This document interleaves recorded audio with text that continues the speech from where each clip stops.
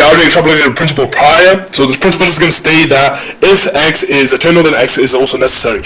So that means that if God's act is eternal, then His act also must be necessary. So that's one external justification for why God's act is a necessary thing, and it occurs within every single possible world. The second reason is, we know by the identity of indiscernibles, every description assigned within Y, if it's identical to X, then every single description within Y must also be initiated within X, because Y and X are identical within this hypothetical scenario.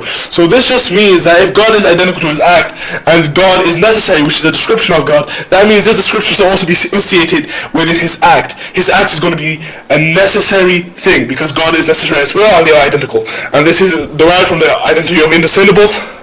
So yeah, this is just classical logic and metaphysics, so I don't think we need to deny that. I'm pretty sure we all agree to the identity of indiscernibles. Now, the second point is just going to be that now that if God's act of creation is going to be identical to Him, which is also morally necessary and occurs within every single possible world, that means creation, for example, if God creates you and His act of creation of creating you exists within every single possible world, that means you exist within every single possible world as well. you're fucking dog shit, man, okay? So yeah, this is why you should hold to thomistic philosophy, because now you exist within every single possible world, so now you have trinitary existence. However, you're created. Nigga, you're so fucking terrible. How can you be created and also be morally necessary at the same time? That's yeah, because you already agreed your own criteria of what's morally necessary. You fucking dog shit ass nigga. You said if something exists within every single possible world, on the possible world semantics, that thing is going to be morally necessary. So now, just give your contentions real quick. Oh my gosh.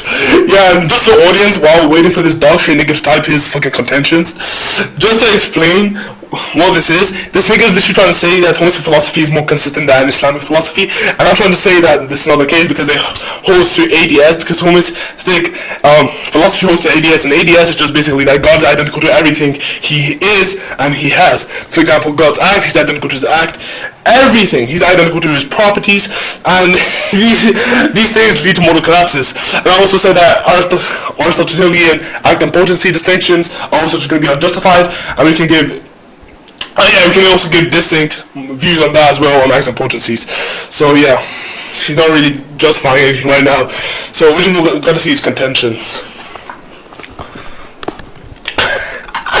This nigga is so fucking retarded, bro.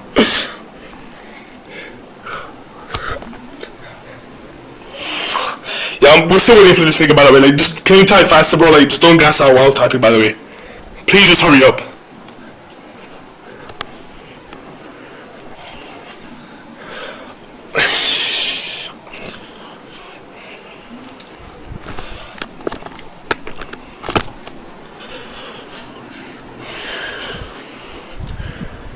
Oh, wow. Look at this guy. He finally finished while he is typing. So what this thing is trying to say is that basically my argument is basically going to be retarded, because if God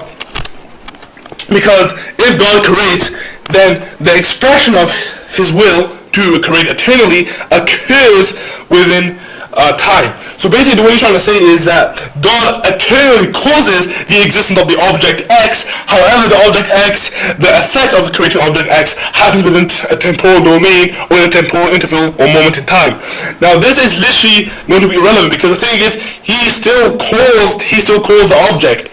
If he still calls the object, whenever the effect happens is relevant, because we already know that the cause is ontologically prior to the effect. So if the cause exists, then necessarily the effect must exist. We know that the principle of causality states that if a cause exists, then also its effect must also exist. There cannot be a cause without an effect.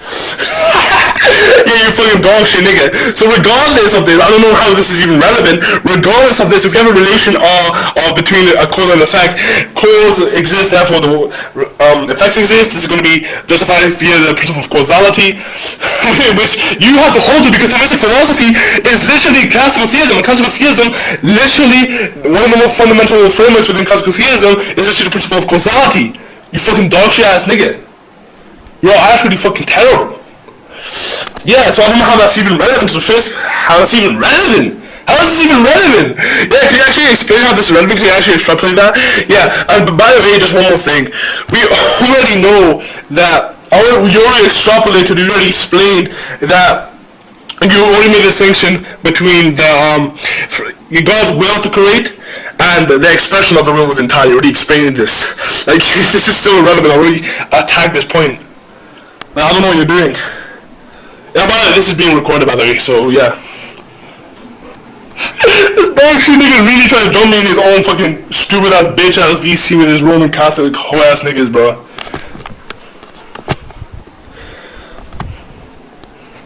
Yeah, I just got kicked out of the GC. Great. Yeah, so yeah, that's basically just a reason for why you should not listen to fucking stupid dog shit, Thomistic, Catholic retards. Like, just genuinely, bro. Just don't listen to these niggas.